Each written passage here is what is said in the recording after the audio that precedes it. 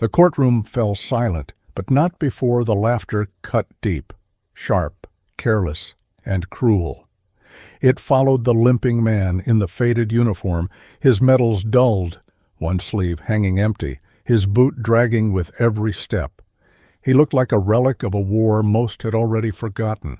Then, from the front row, a small voice rose, not loud, but enough to stop time. "That's my dad." 4 words from a little girl in a red wheelchair that made every head turn and made the world see him for who he truly was.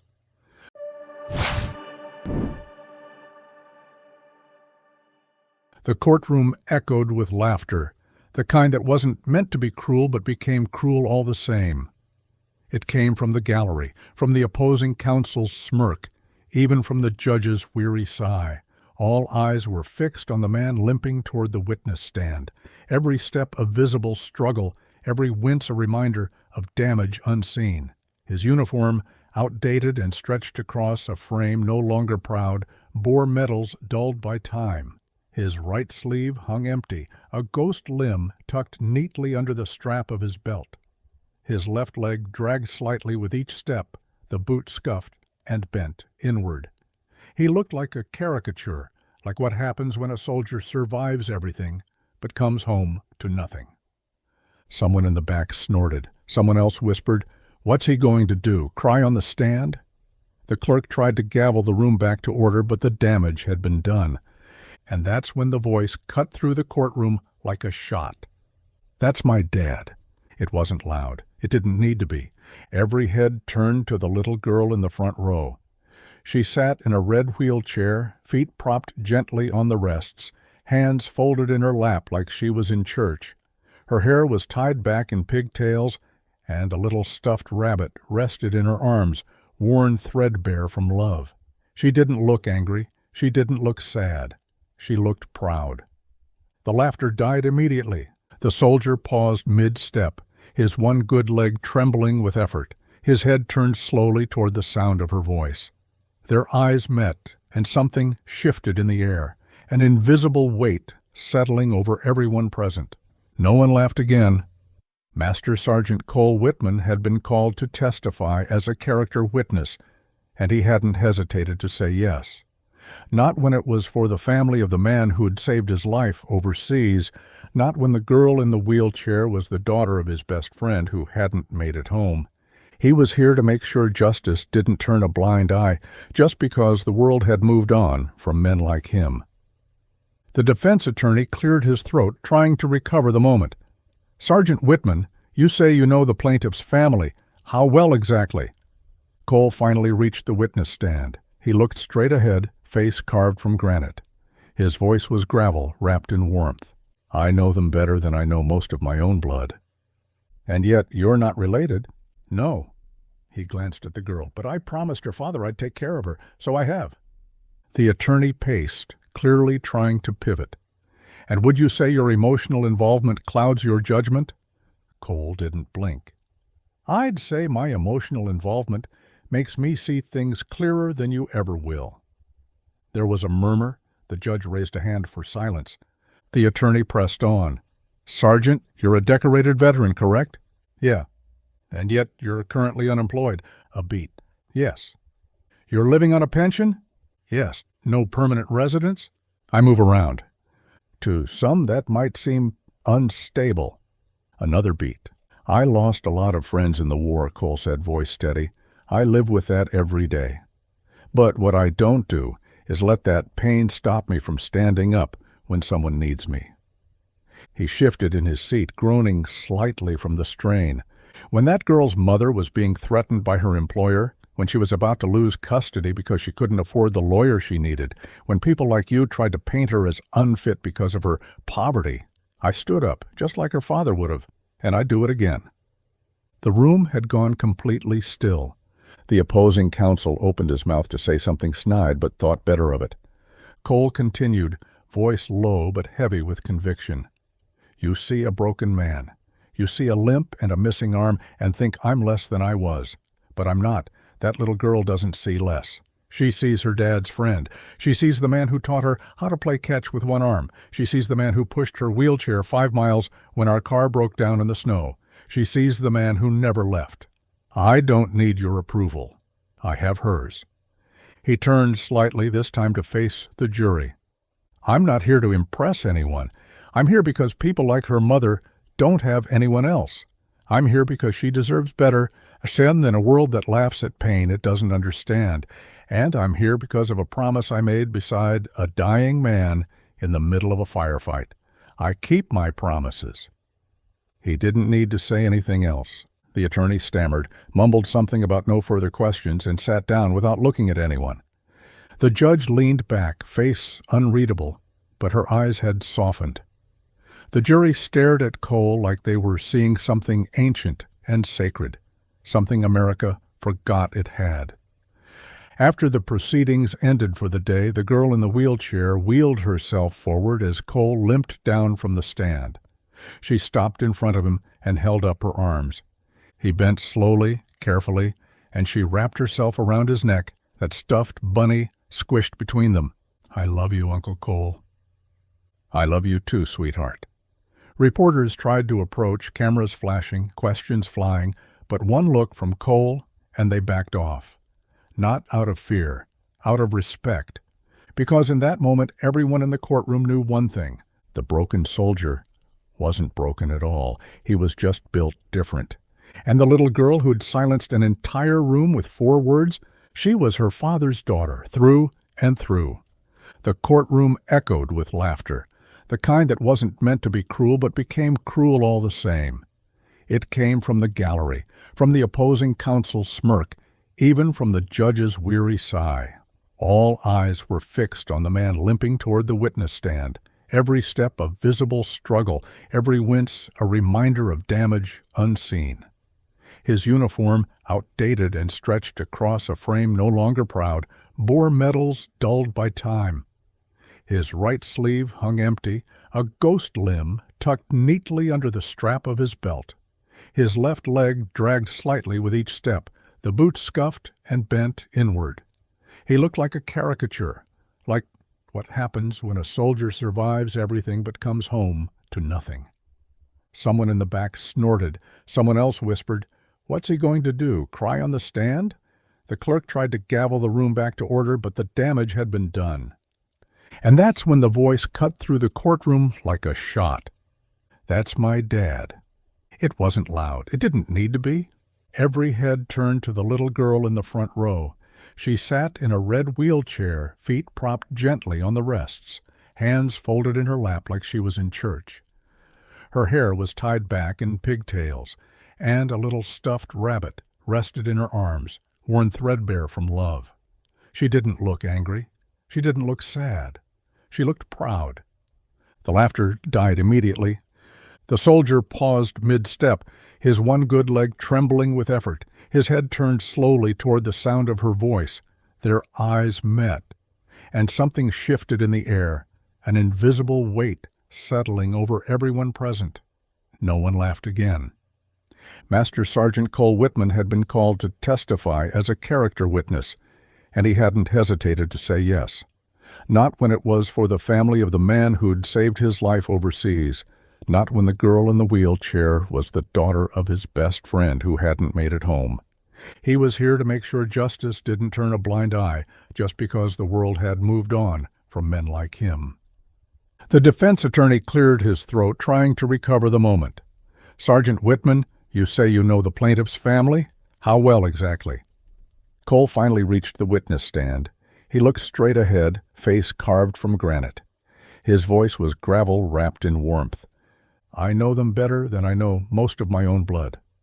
"And yet you're not related?" "No," he glanced at the girl, "but I promised her father I'd take care of her, so I have." The attorney paced, clearly trying to pivot. "And would you say your emotional involvement clouds your judgment?" Cole didn't blink. "I'd say my emotional involvement makes me see things clearer than you ever will."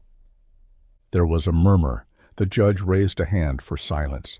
The attorney pressed on. "Sergeant, you're a decorated veteran, correct?" "Yeah, and yet you're currently unemployed." A beat. "Yes." "You're living on a pension?" Yes. No permanent residence?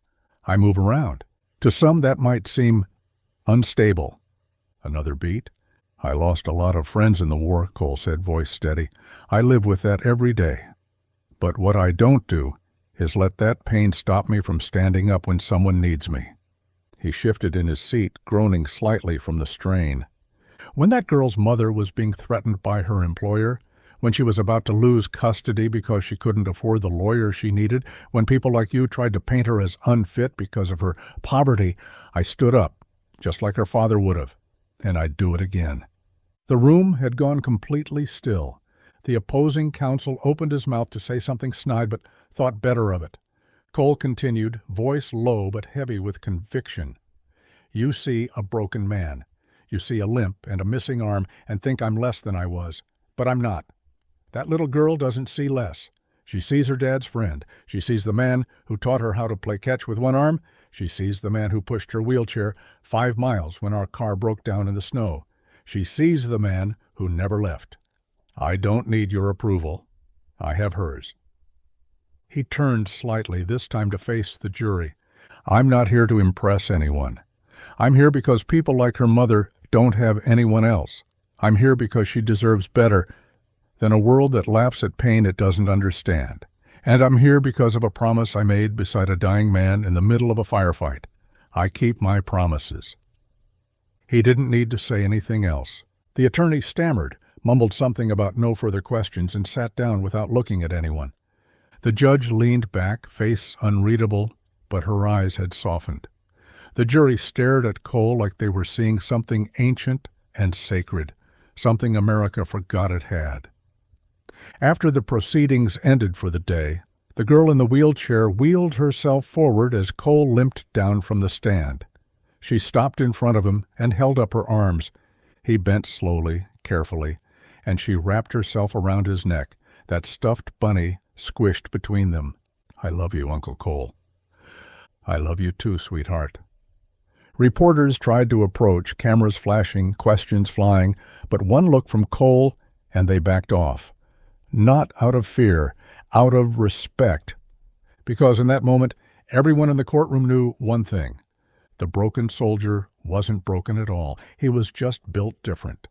And the little girl who'd silenced an entire room with 4 words, she was her father's daughter through and through.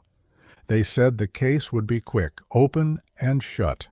A workplace dispute, a mother who missed too many shifts, a company policy that had no room for mercy. But no one expected the quiet storm that rolled into that courthouse on the 3rd day. Outside, rain fell in a slow drizzle, soaking the courthouse steps, making the flag on the pole hang limp and heavy. Inside, the judge's bench loomed like a mountain. Rows of pew-like benches creaked under the weight of a dozen indifferent spectators, all waiting to see a poor woman lose everything. Her name was Lauren Brooks, single mother, 2 jobs, a daughter who hadn't walked since birth, and a husband who died in the same explosion that had taken Cole Whitman's right arm. She sat at the plaintiff's table, hair pulled back, face pale but so determined. Her hands trembled slightly, fingers wringing the hem of her blouse. Beside her sat her public attorney, overworked and underpaid, clutching a stack of papers no one in the room had taken seriously. Until now. Because now Cole Whitman was back on the stand. The jury watched him more carefully this time. They'd seen the way Lauren's daughter looked at him. They'd heard the weight in his voice. Now they listened, really listened, as he spoke. Miss Brooks, the attorney said, redirecting his attention. When did you first meet Sergeant Whitman? Lauren looked up, her eyes misty but steady. The day after the funeral, she said. He was the only one who showed up besides my pastor and the burial team. Everyone else had already moved on. Did he offer you help? No. She shook her head. He didn't offer, he just did it. She turned, looking straight at Cole.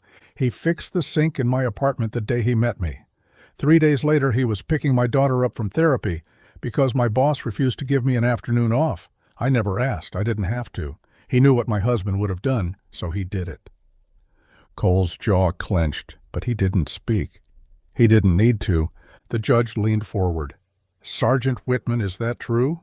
Yes, Your Honor. Why? Cole turned to her, and in that moment there was no courtroom, no judge, no jury, just the memory of a promise. Because her husband saved my life, because he made me promise I'd watch out for them if he didn't make it home, and because I know what it feels like to come back to a world that forgets what you gave up. The judge nodded once slowly. The defense lawyer stood again, shifting uncomfortably in his tailored suit. So you're saying your connection is purely out of guilt? Cole looked at him like the man had just spit on a headstone. No, he said quietly, it's out of honor. The lawyer scoffed. And now you're trying to say that the company that let Miss Brooks go, who was consistently late, who missed shifts, who... She missed work because her daughter was sick, Cole interrupted. Because the bus lift was broken, because the hospital bills kept coming, and because you people don't understand what it means to fight for more than just a paycheck. Objection, the lawyer snapped. Sustained, the judge replied, but her tone was tired. Cole turned again to the jury. You know what I see when I look at Lauren? I see someone who's never given up, who's raised a child without help, who never asked for charity, only for a chance. And you want to take that chance away because it's inconvenient? Because she doesn't fit into your perfect schedule? No one spoke. Lauren's daughter sat in the gallery, hugging her bunny tightly. She looked around at all the faces, then at her mother. She reached out, tugged on the sleeve of the bailiff beside her. Can I say something? She whispered. The bailiff hesitated, then looked to the judge, who nodded slowly. The girl wheeled herself forward until she was beside Cole. She looked up, small and fragile, but her voice carried like thunder. My mom never quits, she said. She stayed up with me every night when my legs hurt too much to sleep. She sold her wedding ring to pay for my braces. She sings to me when I'm scared. And when I thought nobody would come to my school play because she had work, she showed up in her apron still covered in coffee stains. She's my hero. She turned toward Cole. And that's my dad, she said. He may not be my real dad, but he's the one who stayed. He's the one who showed me what a soldier really is. It's not about guns or uniforms. It's about love, about promises. The entire courtroom sat breathless. I'm not asking you to give us anything, she said. I'm asking you not to take away what little we have left. The silence stretched for what felt like hours. Finally, the judge leaned forward. Miss Brooks, she said, you'll have my ruling tomorrow. Court is adjourned. The gavel fell, but the verdict had already been rendered in the hearts of everyone who heard that little girl speak. As the room emptied, Lauren knelt beside her daughter. Where did that come from? She whispered, brushing a tear from her cheek. The girl smiled. From Dad, she said. From both of them. And across the room, Cole stood silently, watching with a pride that no medal could ever match. The next morning the courthouse looked the same from the outside, rain still falling in a steady rhythm, gray clouds blotting out the sun, the American flag limp and cold. But inside, the atmosphere had shifted. It was no longer just another case on the docket. It was something else now, something heavier. Every seat in the gallery was filled. Not just reporters or courthouse regulars, but strangers, a nurse on her break, a man in uniform, a couple of young mothers who recognized Lauren from the local grocery store. Word had spread, not through headlines or social media, but through whispers. There's a little girl in a wheelchair who shut a courtroom up with 4 words. There's a broken soldier who stood like a giant. There's a mother they're trying to bury, but not today. Cole arrived early, as he always did, leaning on his cane, coat soaked from the rain. He didn't speak to anyone, didn't make eye contact. But when he walked into that room, it was like the temperature changed. Everyone sat a little straighter. Everyone remembered what dignity looked like. Lauren came in a few minutes later, pushing her daughter in the red wheelchair. The girl clutched her stuffed bunny, now wearing a tiny bandana tied around its ears. No one spoke. Then the judge entered, robe billowing behind her like a wave crashing over silence. She sat, adjusted her glasses, and looked down at the papers in front of her. I've reviewed all the testimony. I've considered the evidence presented. This wasn't an easy decision, nor should it have been. Lauren closed her eyes. Her daughter gripped her hand. Cole sat perfectly still. "But justice isn't always about rules on paper," the judge continued. "Sometimes it's about recognizing when those rules fail the people they were meant to protect." She looked up. "This court finds in favor of the plaintiff, Lauren Brooks. Her termination was unjustified under the circumstances. She is to be reinstated with back pay and protected under a revised employment accommodation agreement." Gasps filled the room. Someone clapped once, then stopped. The judge banged her gavel. "Order." But the emotion couldn't be contained. Lauren burst into quiet tears, clutching her daughter. The girl laughed, squealed, "We won, Mom!" and hugged her bunny like it was the Medal of Honor. The defense attorney stood frozen, his expression a portrait of disbelief. Cole didn't smile. He just nodded, slow and solemn, like a salute only the heart could see. Outside the courthouse, the rain had stopped. The sun peeked through the clouds, lighting the street in soft gold.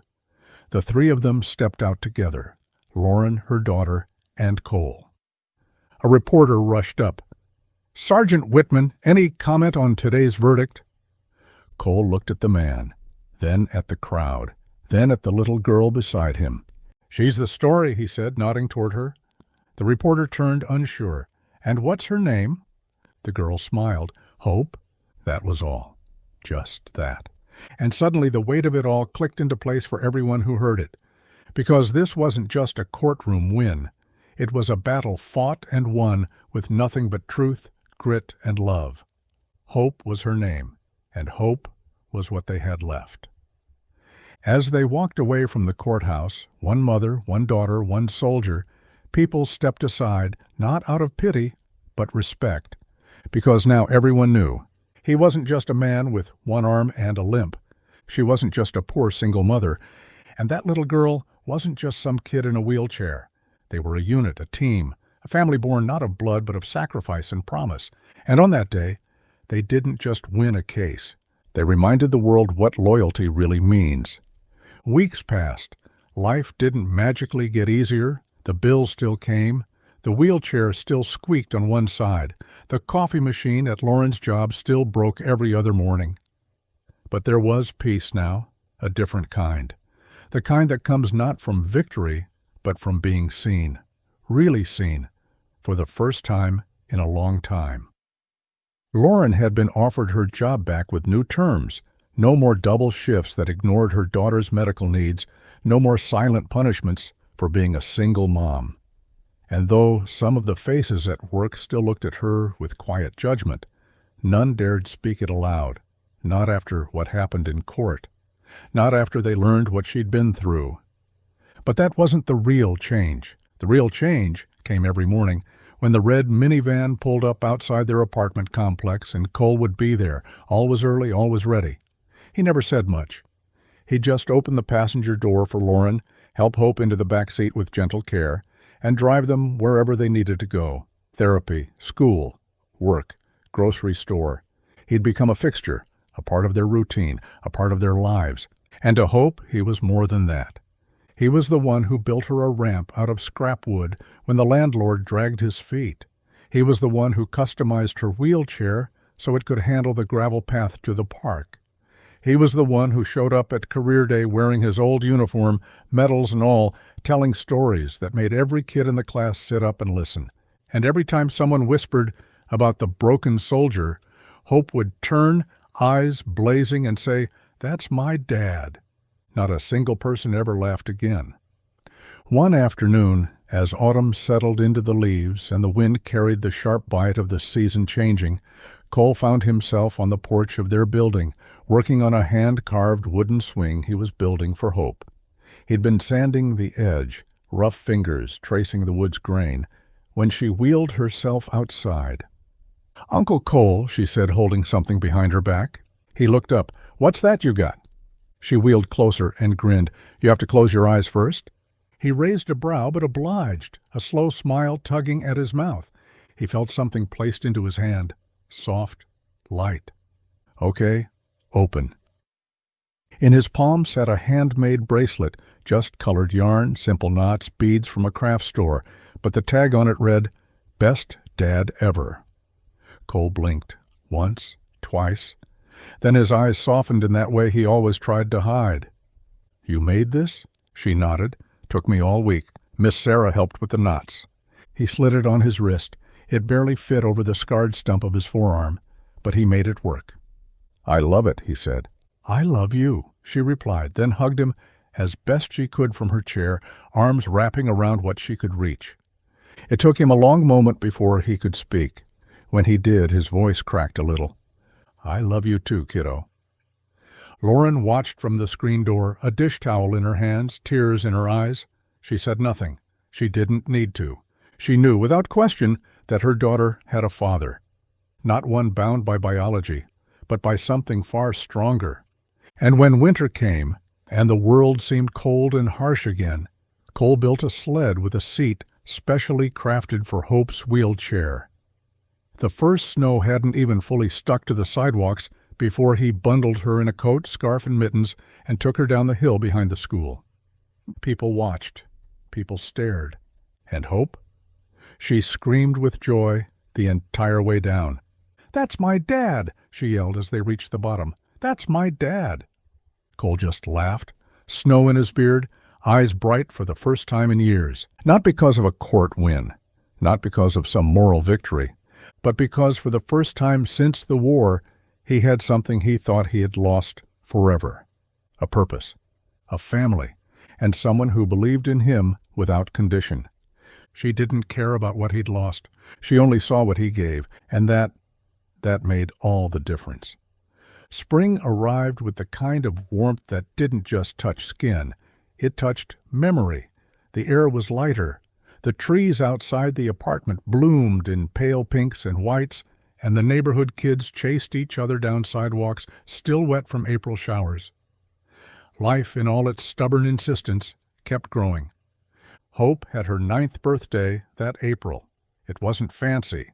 Just a folding table in the park, balloons tied to the posts, a cake Lauren made from a box, and decorated with clumsy, colorful letters that spelled out "To Our Hero." Cole grilled hot dogs. Hope's classmates came, and even a few from her physical therapy group. But it was what happened just before she blew out the candles that no one ever forgot. Cole had gone quiet. He'd stood off to the side most of the party, one hand on his cane, the other resting against the knife clipped to his belt, not for protection, but out of habit. The man was always alert, always watching. Hope rolled over to him, her bunny, now with one ear missing and the word "Dad" stitched clumsily across its chest, sat in her lap. "Uncle Cole," she said, tugging at his sleeve. "Can you come up with me?" He looked down, confused. "Up where?" She pointed at the table. "When I blow out the candles, you got to be beside me." He hesitated. "Shouldn't your mom?" "She already did the hard part," Hope grinned. "Now it's your turn." He chuckled just a little. "Okay, kiddo." When she made her wish, she didn't wish for legs that worked, or for a newer chair, or for her dad to come back from the war. She looked at Cole, her eyes filled with absolute truth, and whispered, "I already got what I want." And then she blew out the candles. Later that night, after the park had emptied and Lauren had put Hope to bed, Cole stood on the porch staring up at the stars. Lauren joined him, wrapping a sweater tight around her shoulders. "She's never been this happy," she said. "She's tough," Cole replied, "like her mom." Lauren smiled softly. "You know she thinks of you as her real dad, right?" Cole didn't answer right away. His fingers touched the bracelet still wrapped around his wrist, faded now, the yarn stretched thin, but never removed. "I'm not him," he said finally. "I didn't earn that title." Lauren shook her head. "You did, Cole. Every single day you show up, you earn it." He turned to look at her. "You sure?" She stepped forward and hugged him, not tightly, not romantically, just completely. "I've never been more sure of anything." After that, Cole started keeping a journal, just a few lines a day, nothing fancy, sometimes just what the weather was like. Sometimes a funny thing Hope had said, sometimes the things he couldn't say aloud. Woke up sweating again, heard the chopper in my dream, smelled the sand. But then Hope came in asking for pancakes, and suddenly it was morning again. She wheeled herself to the top of the ramp today, said she didn't need a push. I stood back and let her go. She flew. My chest hurt watching. Not fear, something else. Pride? She called me Dad in front of a teacher today. Didn't even hesitate. My hands shook for an hour after. I don't limp as much when I'm with her. Summer came. The heat rose off the pavement. Fireworks lit the sky on the 4th of July, and Cole held Hope on his lap as they watched from the roof of the building. Every boom made him flinch. She noticed. So she reached up, placed her hand over his chest, and whispered, "I'm right here." And it stopped. Just like that. The fear, the shaking. Because for the first time since he'd come home, he didn't feel alone. Then, in late August, a letter arrived. Official, embossed seal, a request. The city was recognizing local heroes at a formal ceremony, and Hope had been chosen as one of them for her strength, her resilience, and her impact on her school and community. She'd be receiving a medal. She insisted Cole be there in uniform. "I don't fit in it anymore," he'd said. "We'll make it fit," Lauren replied. They did. With some careful stitching and a lot of patience, the old blues went back on. The medals shined again. His boots, freshly polished, looked almost new. When they walked into the City Hall auditorium, people stood, applauded, not just for Hope, but for him. He didn't hear any laughter this time, only pride, only respect. When Hope was called to the stage, she wheeled forward, bunny in her lap, ribbon in her hair. The mayor leaned down, pinning the medal to her dress. And then she took the mic. "I just want to say thank you," she said, "to my mom, to my teachers, and to my dad, who isn't here in body, but is here in my heart." She paused, then turned, pointing straight at Cole. "And to my other dad, the one who came when no one else did, the one who stayed, who taught me how to be brave, who showed me what love really means." She motioned him forward. Cole didn't move at first, then slowly he stood, walked. Took the stage beside her. Hope handed him the medal. "This is yours too." And in that moment, as flashbulbs popped and applause thundered around them, Cole Whitman, decorated war hero, survivor, loner, soldier, cried, not for pain, not for loss, but for the first time in his life for joy. Because the war was finally over, and he had come home. Fall swept in with golden leaves and cooler winds, the kind of breeze that made you breathe deeper, walk slower, and look up at the trees just to watch them let go. For Cole, it was the first autumn in decades that didn't feel like a countdown to winter. There was no dread this time, no ache in his chest that whispered of things left undone, because now he had purpose. He spent most mornings with Hope, helping her get ready for school while Lauren prepared for her day. He'd pack her lunch, double-check her chair breaks, and always remember the stuffed bunny, still clinging to life through threadbare limbs and faded stitching. Sometimes they would sit on the stoop waiting for the bus. Cole would sip his black coffee, and Hope would quiz him with flashcards from school. He always played along, pretending to get the easy ones wrong, just so she could correct him with a smug little grin. One morning she surprised him with a question that wasn't from the deck. "Uncle Cole," she said, brows furrowed in thought, "why do people call you broken?" The coffee froze halfway to his lips. He looked down at her, unsure. "Who said that?" She shrugged. "Some kids at the playground. One of them said it when you walked away. I told him he was stupid." Cole didn't smile. He didn't laugh. He just looked out toward the sidewalk, watching the wind carry the leaves. "I guess some folks look at what I've lost and decide that's the whole story," he said slowly. "They see my missing arm or the way I walk and figure something must be wrong." She tilted her head. "But you fix stuff. You're strong. You protect people. You're not broken." He finally looked at her, his eyes soft. "You think so?" "I know so." He reached over and touched the bunny in her lap. "We both got a little wear and tear, huh?" She giggled. "But we still work." Yeah, he nodded. We still work. They shared a quiet moment before the bus pulled up with a hiss of brakes.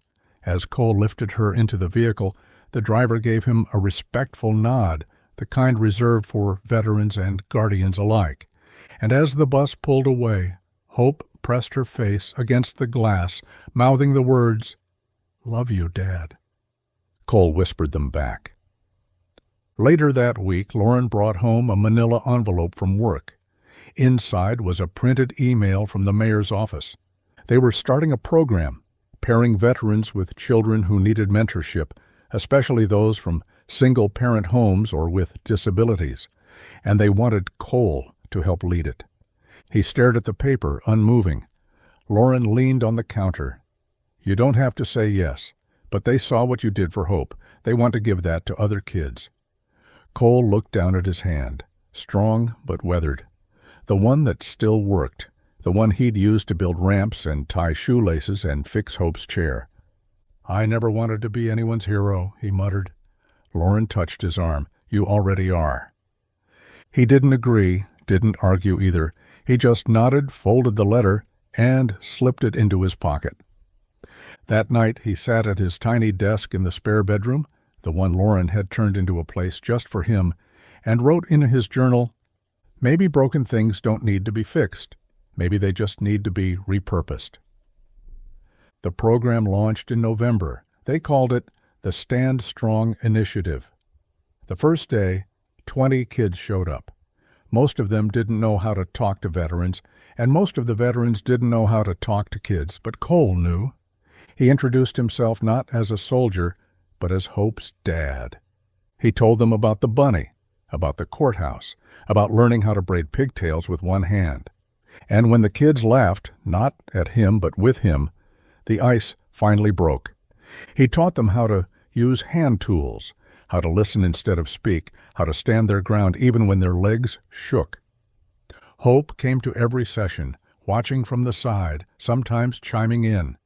She became their unofficial mascot, rolling from group to group like a tiny general with her stuffed sergeant at her side. One afternoon, a boy named Malik came late. He was angry. He didn't want to talk. He didn't want to be there. Cole didn't push. He just handed him a wrench and nodded toward the half-built go-kart in the corner. By the end of the day, Malik was smiling. The next week, he was the first to arrive. December came quickly. Snow layered the city like frosting. Lights twinkled on every corner, and carols played from storefronts that had forgotten what it meant to be quiet. Hope made her Christmas list in colored pencil, 4 pages long. But the first item read, "Give Dad a new arm, a cool robot one." Cole laughed when he saw it. "You trying to turn me into a transformer?" Hope nodded. "I want you to be indestructible." He tapped her nose. "Already am, kiddo, already am." On Christmas Eve, they sat by the window with hot cocoa. Lauren curled up on the couch, finally relaxed. Cole held Hope on his lap, her bunny wrapped in a tiny scarf. Snow fell outside, blanketing the world in silence. Cole whispered, "Merry Christmas." Hope replied, "Best one ever." He didn't say it out loud, but he agreed, not because of gifts, not because of the firelight or the tree, but because for the first time in a very long time, he didn't feel like a soldier in a world that had no more use for him. He felt like a father, a protector, a man who'd found a new mission, and this time he wasn't going into battle alone. New Year's came in quietly, like a breath held in the cold. Fireworks boomed over the city skyline, distant and muffled through frosted windows. But inside their little apartment, things were simple. No champagne, no confetti, just 3 people who had become a family, curled under a quilt that smelled like cinnamon and safety. Hope had fallen asleep on Cole's chest just before midnight. Her bunny clutched tight in her arms, her breathing slow and steady. Lauren sat at the end of the couch, legs tucked beneath her, watching them with a smile that didn't need words. Cole didn't move. He just lay there, letting her warmth settle against his chest, letting the peace of the moment sink in deep. His journal sat open on the table beside him, half a line written. "I didn't think I'd see another year." but I'm glad I did." As the clock struck 12, Lauren leaned over and whispered, "Happy New Year." He nodded, "Happy New Year." It wasn't flashy, it wasn't loud, but it was real, and sometimes that was everything. As January rolled on, the Stand Strong initiative expanded. More families joined. More veterans found purpose again. Local news picked up the story, a short segment at first, then a longer one with interviews. They filmed Cole showing a group of kids how to sand a wooden beam, Hope beside him in her chair, goggles on, holding her own piece steady. The anchors called him a local legend, a war hero turned father figure. Cole laughed at that. "I'm no legend," he said to the reporter, "just a man keeping a promise." The kids didn't care what the news called him. To them, he was the guy who could fix anything, the one who always listened, the one who never quit. And to Hope, he was still just Dad. But with every passing week, more letters came, from other cities, from parents, from soldiers, asking how to bring the program to their towns, asking if Cole would speak, would lead, would show others how to do what he did. He didn't like the spotlight, never had, but he agreed on one condition. Hope would come with him, and so in March they boarded a bus, just the two of them. Lauren stayed behind for work, promising to join later. Hope sat by the window, Bunny in her lap, eyes wide as they watched the world blur past. "You nervous?" Cole asked. She looked up. "A little, are you?" He smiled. "Always." They visited schools, community centers, military hospitals. At every stop, Cole spoke not as a war hero, but as a father. As a man who found healing not in therapy or medication, but in the daily act of showing up, of being there, of loving someone more than he hated what he'd lost. Hope would wheel out beside him at the end of each talk, hold up her bunny and say, "My dad isn't perfect, but he's mine, and that's perfect enough." It hit people harder than any speech ever could. By the time they returned home, Stand Strong had a wait list 100 names long. Lauren met them at the bus station, arms wide, eyes misty. Hope launched herself into her mother's arms, laughing. Cole stepped down last, slower than before, but steadier. Lauren looked at him, really looked at him, and said, "You're changing lives, Cole." He shrugged, "Just keeping promises." Spring turned to summer again. Hope grew taller. The bunny's seams began to give out. Lauren finally bought a new couch. Cole built a raised garden box for the back patio where Hope could reach the soil from her chair. They planted tomatoes and basil and marigolds. One night, after Hope had gone to bed, Lauren handed Cole a small velvet box. He opened it slowly. Inside was a silver ring, nothing flashy, engraved with a simple phrase, "Still standing." "She picked it out," Lauren said it was time you wore something shiny. He didn't know what to say. So he slipped it onto his finger and nodded. Later, Hope came padding down the hall in her socks, Bunny trailing from one hand. She climbed into Cole's lap and whispered, "When I grow up, I'm going to be just like you." He smiled into her hair. "You'll be better," he said. "You already are." The wind outside shifted, carrying the scent of soil and summer. Somewhere in the dark a siren wailed, far away, no danger, just the sound of life continuing on. And in that little apartment surrounded by love, a man once broken beyond repair sat with his arms full of the very thing he never thought he'd have again, hope. By late summer, the garden had taken over the patio like it had a mind of its own. Tomatoes hung heavy on the vine. Basil grew in wild little clumps that Hope would pinch with her fingers and sniff with a grin. The marigolds were her favorite, bright, defiant, loud in color, refusing to be ignored, just like her. Cole had added 2 more boxes since spring, one for peppers, one just for flowers. Hope picked out from a seed catalog, circling each variety in crayon with little hearts beside the names. She called them her victory flowers. When Cole asked why, she shrugged and said, "Because they came from dirt and turned out beautiful anyway." That stuck with him. He wrote it in his journal that night, underlined it twice. They came from dirt, and turned out beautiful anyway. By then, the Stand Strong initiative had taken on a life of its own. There were now chapters in 3 cities. Local businesses had started donating tools. One retired carpenter offered to train kids in woodworking. A retired Marine who had struggled with addiction for years got clean just to qualify as a mentor. He told Cole, "I figured if a one-armed vet could build a life from the ground up, I could at least try." Cole still didn't see himself the way they did. He never would. But when people came to shake his hand after a meeting or ask him for advice, he no longer shied away. He looked them in the eye. He stood tall, taller than he ever had before. Hope's school gave her a citizenship award in August. The principal gave a speech about courage, resilience, and kindness. He talked about her grades, her leadership, her attitude. But what struck everyone most was what she said in her acceptance.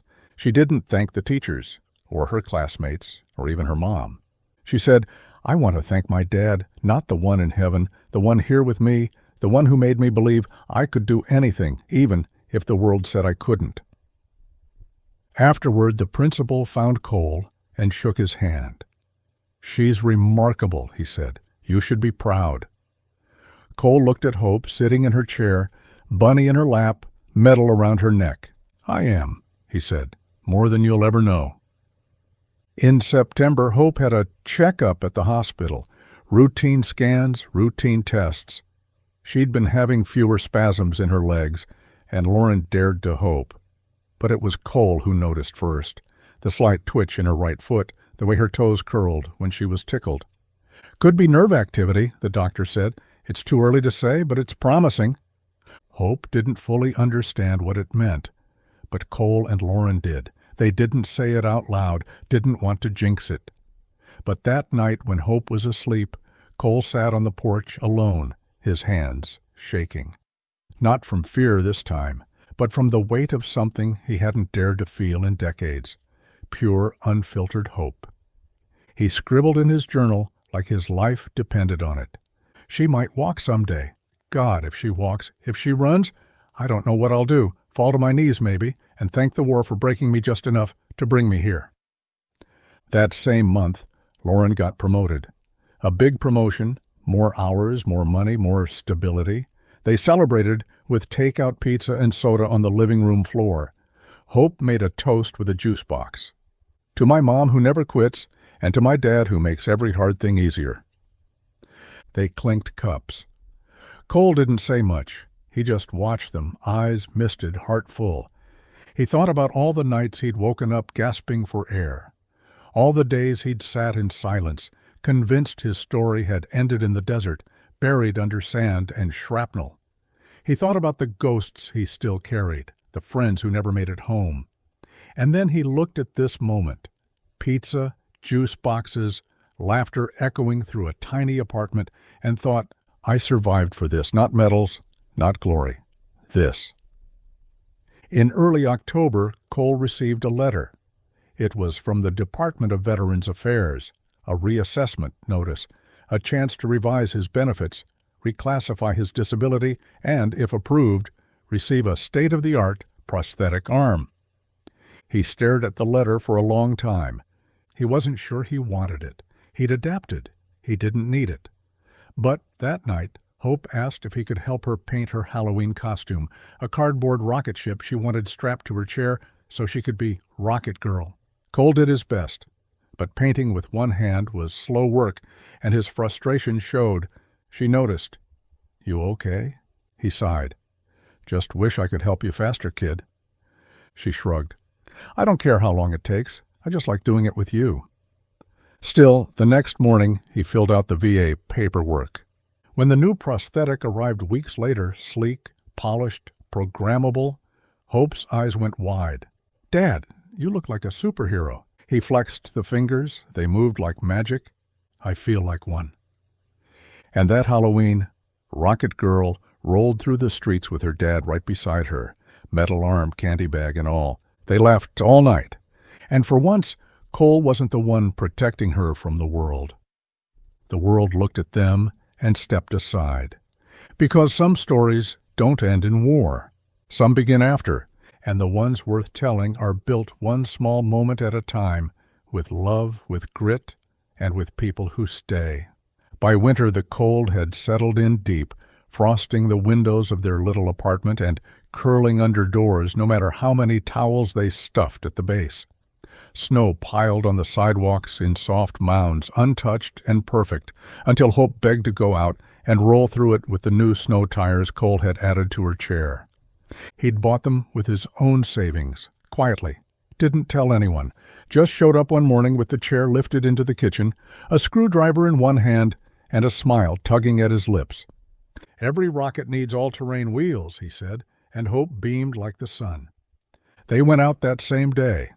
Hope wrapped in layers like a marshmallow, Bunny zipped into her coat beside her. Cole wore his old army jacket, still patched, still proud.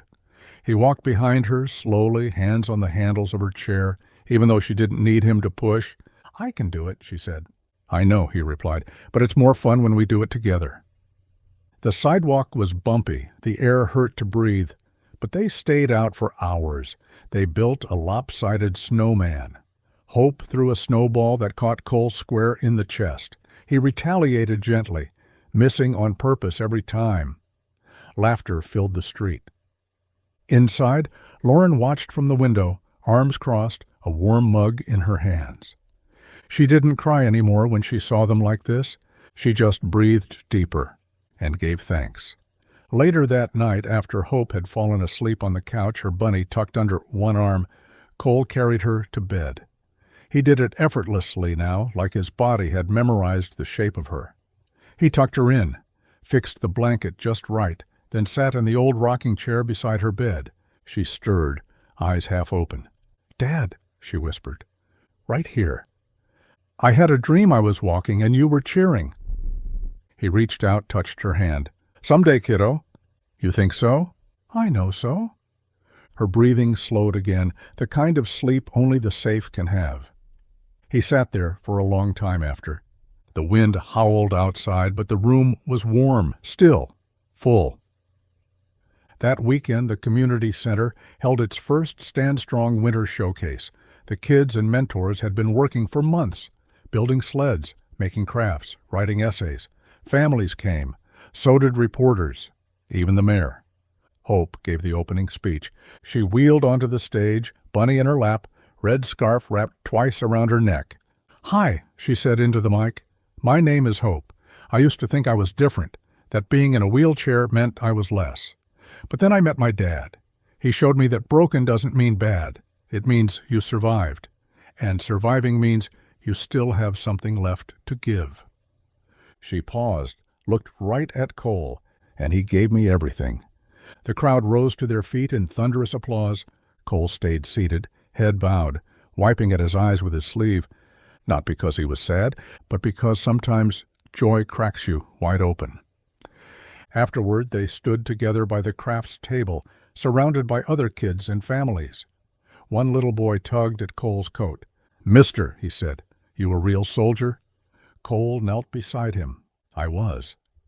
"Did it hurt?" "Yeah," he said honestly, "but not the way you think." The boy nodded like he understood, then added, "You're my hero." Cole smiled. "Funny," he said, "that's what I was just about to say to her." And he motioned to Hope. By the end of the night, they'd given out over 40 awards. Hope received 2, one for leadership, one for courage. Cole didn't receive anything official. But as they walked home under a sky full of stars, Hope slipped her hand into his. "You're my favorite part of every day," she said. He didn't answer. He just squeezed her hand and kept walking. Because love doesn't always need words. It just needs to show up. Again, and again, and again. And that's what Cole did, every day, without fail, not because he was trying to make up for what he'd lost, but because he'd finally realized what he'd found. A daughter, a family, a purpose. And when you have those things, winter doesn't feel so cold, even when the snow keeps falling. In early March, the snow finally began to melt. Patches of brown grass peeked through the icy crust, and tiny rivulets of runoff traced paths along the curbs. Hope called them baby rivers and made up stories about little leaf boats racing toward the storm drains like they were headed for the sea. Cole listened patiently, adding his own wild details: pirate ants, pebble monsters, paper-clip fishing rods. Hope giggled until her cheeks hurt. The world was thawing slowly, and so was Cole. He hadn't had a nightmare in weeks. He still woke early, still sat on the edge of his bed before sunrise, but it wasn't panic that stirred him. It was habit. And now, those early hours were peaceful. Coffee, his journal, sometimes just silence, as he watched the apartment fill with light. He started teaching woodworking on Saturdays at the center, not just to kids anymore. Adults came too, veterans, parents. A retired school teacher named Mrs. Evans, who had never so much as held a hammer, but now talked about sanding like it was meditation. Hope always came, not to build, but to watch. She called herself quality control and would inspect every piece with dramatic flair, bunny in one hand, clipboard in the other. Everyone played along. One day she asked to build something of her own. "I want to make something for you," she told Cole. He blinked. "For me?" She nodded. "You always make stuff for everyone else. You deserve something too."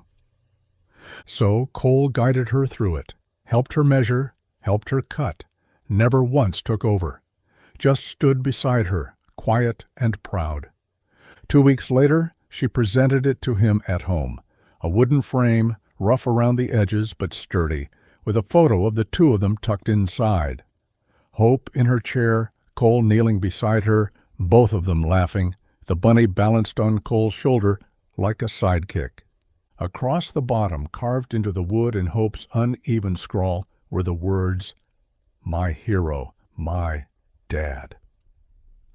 Cole didn't speak for a long time. He just stared, then pulled her into his arms and held on like the world depended on it. He hung it above the door. Every time he left the apartment, he touched it like a talisman. In late April, Hope had another appointment, more scans, more tests. This time the doctor smiled. "She's got nerve function returning, more than we expected." Lauren gripped Cole's hand. "Are you saying—" "I'm saying," the doctor said gently, "that she may walk one day. Not soon, not without effort, but it's no longer impossible." They didn't tell Hope right away, not because they didn't want her to know, but because they wanted the moment to be right. So they waited, planned, prepared. A few days later, Cole came home with a wrapped package. Hope tore it open, revealing a pair of tiny high-top sneakers, purple and white with glittery laces. She stared at them, then looked up confused. "What are these for?" "They're for walking," Cole said softly, "when you're ready." Her eyes widened. "Really?" He nodded. "Really?" Hope looked down at the shoes, then up at her legs, then back at Cole. "I'm going to do it," she whispered. "I'm going to walk to you." He kneeled beside her. "I'll be right there when you do." That night she placed the shoes on her nightstand, slept with one hand resting on them like they were sacred. Spring came in full force, trees blooming, sidewalks alive again, kids on bikes, barbecues, laughter. Hope started physical therapy 3 times a week. Cole took her to every session, watched from the corner, fists clenched tight when she fell, breath held when she stood. He never pushed, never hovered, just stood steady, a mountain at her back. Each time she took a step, wobbly, assisted slow, he saw a miracle. And so did she. On the last day of school, Hope gave her final speech as class representative. She stood at the podium in braces, holding herself up by sheer willpower. "My name is Hope," she said, voice clear. "Some of you know me as the girl in the wheelchair, but I want you to know I'm more than that. I'm also a builder, a leader, a pirate queen, and I have a dad who makes me feel like I can do anything." She paused. "I used to wish my real dad was still here. I used to think I was missing something, but now I know I was just waiting to find the right one, and I did." The room erupted in applause, and from the back Cole stood, not smiling for the crowd, just watching her like he always did, with that quiet pride that could break open mountains. That night they had a small celebration at home. just the three of them. Cake, music, laughter. Hope sat in her chair, Bunny in her lap, sneakers on her feet. "I think I'll walk tomorrow," she said casually. Cole raised a brow. "You do?" She nodded. "I just feel like it." And the next morning, as sunlight poured through the windows, Hope gripped the edge of the couch, pulled, trembled, stood. Cole dropped his coffee mug. Lauren gasped, hands flying to her mouth. Hope took one step, then another, until she collapsed into Cole's arms, laughing and crying at the same time. "I told you," she said breathlessly. "I walked to you." And he held her there on the floor, tears streaming down his face, rocking her gently, whispering, "You did it, baby. You did it." Because love had done what war never could. It had healed him. It had raised her. And it had built a bridge between two broken hearts, a bridge strong enough to carry them both. Summer came again, but this one was different, not just warmer, not just brighter. It meant something now. It marked a year, one full year since the courtroom, since Hope's voice silenced the world, since Cole stood in front of strangers and reclaimed a piece of himself he thought was lost forever. A year since they became a family. Cole marked the day privately. He didn't tell Lauren, didn't tell Hope.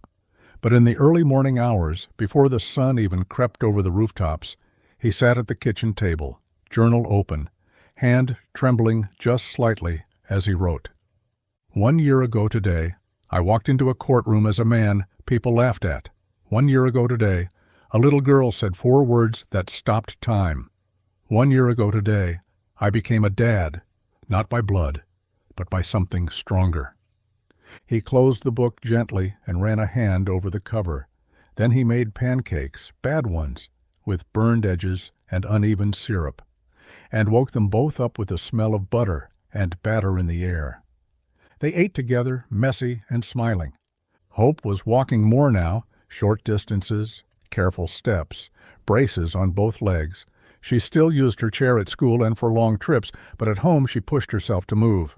Not because anyone asked, just because she wanted to. "I'm going to walk across the park by the end of the summer," she announced one morning, Bunny in hand like always, from the playground all the way to the fountain, no chair, no help. Lauren nodded. "You can do anything, baby." Cole added, "And if you fall, we'll catch you." She grinned. "You always do." That became the goal, the mission. Every evening they practiced in the backyard. Hope took her steps, slow and shaky, but with fire in her eyes. Cole walked backwards in front of her, always just out of reach, coaxing her forward. "You've been through worse," he'd say. "Yeah?" she'd gasp. "Math homework." And they'd laugh together, their shadows stretching long over the grass, their hearts bound by something no war or wheelchair could break. In mid-July, Cole received a call from a military base 2 hours away. They'd heard about Stand Strong, wanted him to speak at a ceremony honoring wounded veterans. At first he said no. "I'm not a speaker," he told Lauren. "You weren't a dad either," she replied, "until you were." So he went. Hope made him promise to wear his medals. "They make you look extra dad," she said. The auditorium was full. Soldiers, families, kids in ROTC uniforms. Cole stood at the podium, hands gripping the sides like they were the only solid thing in the world. He looked out at the sea of faces, cleared his throat. "I used to think the day I came home was the end of my service," he began, "that the war was over, and I was just done. That the pain I carried, the damage I wore on my body, meant I had nothing left to give." He paused. "But then I met a little girl in a wheelchair who told a whole courtroom, 'That's my dad.' And everything changed." He told them about Hope, about Lauren, about the promise he'd made to a dying friend, about the days that hurt and the nights that healed. He didn't sugarcoat anything, didn't wrap it in easy words, but he ended with this. "I didn't win my war with bullets or medals. I won it one morning at a breakfast table when a little girl looked me in the eye and said she loved me. That's what brought me home. That's what saved me."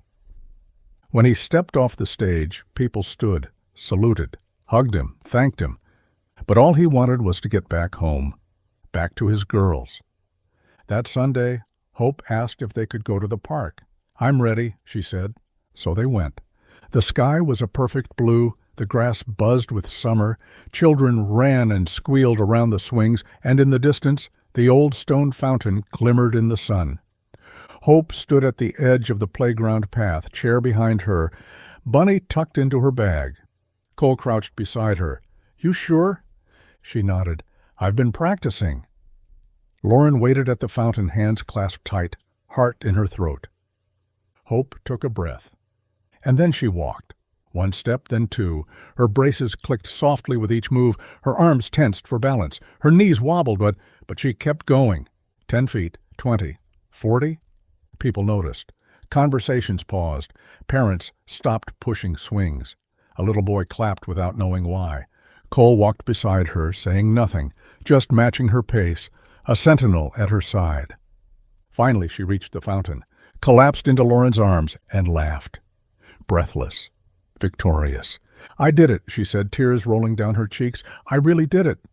"You did, baby," Lauren whispered, holding her tight. Cole stood a few steps away, blinking fast, trying and failing to stop the tears from falling. Hope reached for him. "Come here, Dad." He knelt down, hugged her between them, the three of them wrapped in a knot no one could undo. Someone in the crowd started clapping, then others joined.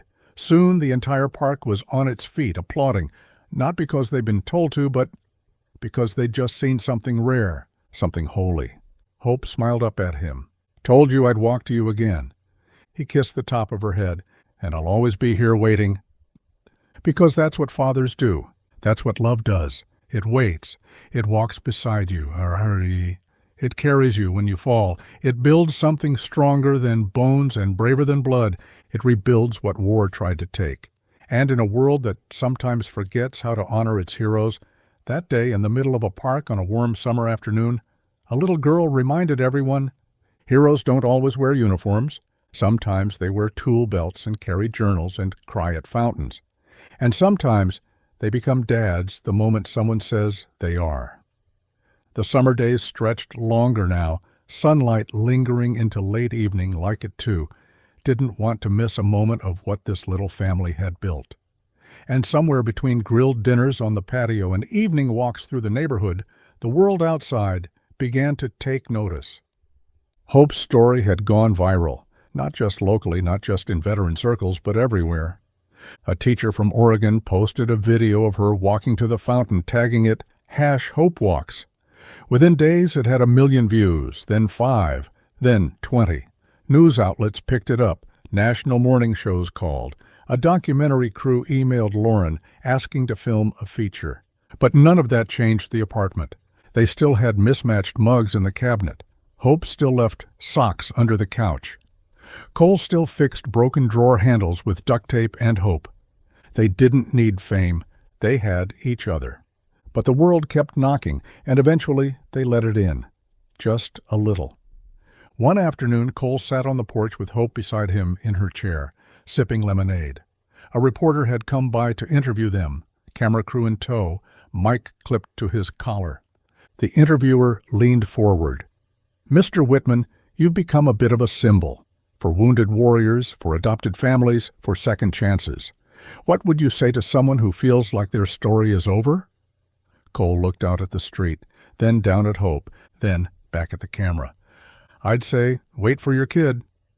The interviewer blinked. "Your kid?" "Yeah." He nodded. "The one who looks at you like you're still worth something, the one who makes you build ramps and paint cardboard spaceships and fix their bunny's ear for the 5th time, the one who makes you stop thinking about what you lost and start thinking about what you still have." Hope looked up and grinned. "That's me." The crew laughed. The cameraman wiped his eyes. The next morning the clip aired nationwide. Cole's face, Hope's voice, the words, "Wait for your kid."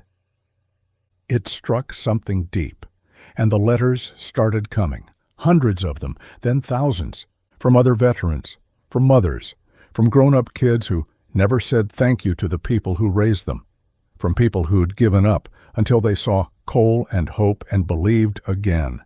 Lauren read them all, stacked them in boxes labeled by state.